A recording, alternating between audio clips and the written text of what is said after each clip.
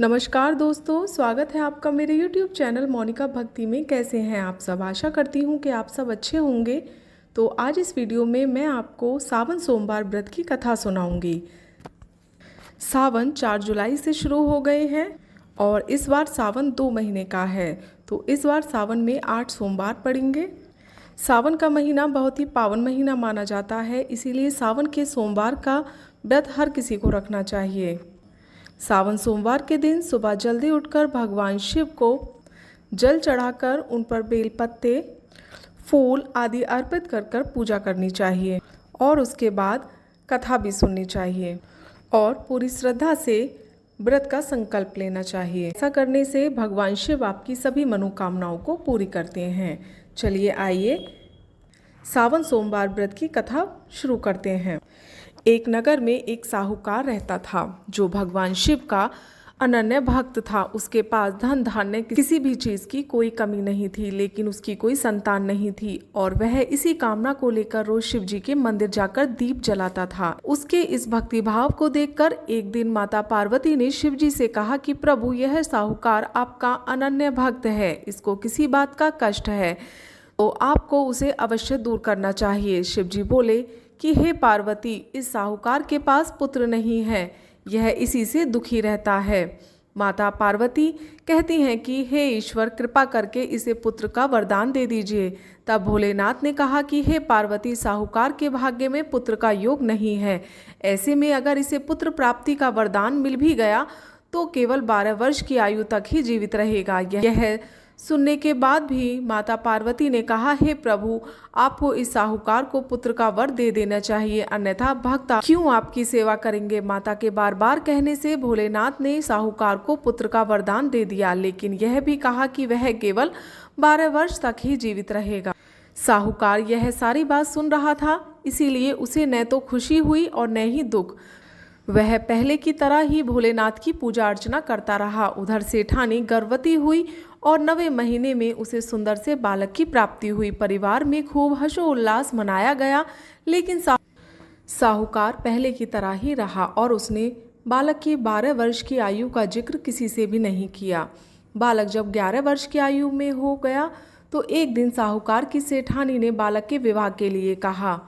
तो साहूकार ने कहा कि वह अभी बालक को पढ़ने के लिए काशी भेजेगा। इसके बाद उसने बालक के मामा जी को बुलाया और कहा कि इसे काशी पढ़ने के लिए ले जाओ और रास्ते में जिस भी स्थान पर रुकना वहाँ यज्ञ करते और ब्राह्मणों को भोजन कराते हुए आगे बढ़ना। उन्होंने भी इसी तरह करते हुए जा रहे थे कि रास्ते में एक राजकुमारी का विवाह था। जिससे उसका विवाह होने वाला था वह एक आंख से काना था। तो उसके पिता ने जब अति सुंदर साहूकार के बेटे को देखा तो उसके मन में आया कि क्यों ना इसे ही घोड़े पर बिठाकर शादी के सारे कार्य संपन्न करा लिए जाएं।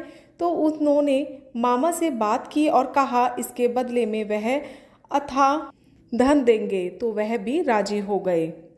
इसके बाद साहूकार का बेटा विवाह की वेदी पर बैठा और जब विवाह संपन्न हो गया तो उन्होंने जाने से पहले उसने राजकुमारी की चुनरी के पल्ले पर लिखा कि तेरा विवाह तो मेरे साथ हुआ है, लेकिन जिस राजकुमार के साथ भेजेंगे वह एक आंख से काना है। इसके बाद वह अपने मामा के साथ काशी के लिए चला गया। उधर जब राजकुमारी ने अपनी चुनरी पर यह लिखा हुआ पाया तो उसने राजकुमार के साथ जाने से मना कर दिया।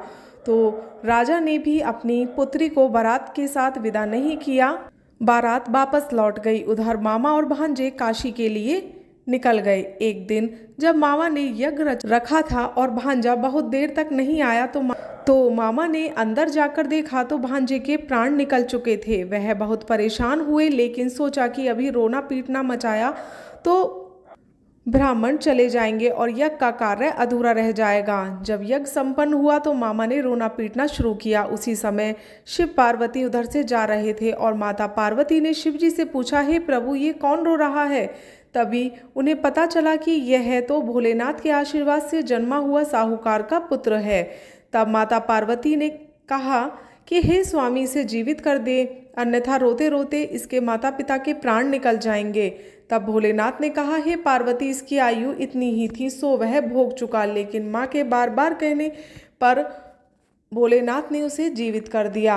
लड़का ओम नमः शिवाय करते हुए उठ गया और मामा भांजे दोनों ने ईश्वर का धन्यवाद दिया और अपनी नगरी के लिए लौट गए। रास्ते में वही नगर पड़ा और राजकुमारी ने उन्हें पहचान लिया और राजा ने राजकुमारी को साहूकार के बेटे के साथ बहुत सारा धन धान्य देकर उसे विदा कर दिया। उधर साहूकार और उसकी पत्नी छत पर बैठे थे। उन्होंने यह प्रण कर रखा था कि यदि उनका पुत्र सकुशल न लौटा तो वह छत से कूदकर अपने प्राण त्याग देंगे। तभी लड़के के मामा ने आकर साहूकार से बेटे और बहू के आने का समाचार सुनाया, लेकिन वे नहीं माने। तो मामा ने शपथ पूर्वक कहा कि तब तो दोनों का विश्वास हो गया और दोनों ने अपने बेटे बहू का स्वागत किया। उसी रात साहूकार के स्वप्न में शिवजी ने दर्शन दिए और कहा, तुम्हारे पूजन से मैं प्रसन्न हुआ। इसी प्रकार जो भी व्यक्ति इस कथा को पढ़ेगा और सुनेगा उसके समस्त दुख दूर हो जाएंगे और मनवांछित फल की प्राप्ति होगी। तो ये थी व्रत कथा। आशा करती हूँ आपने ये कथा पूरी सुनी होगी और भगवान शिव आपकी भी मनोकामनाओं को पूरी करें। ओम नमः शिवाय।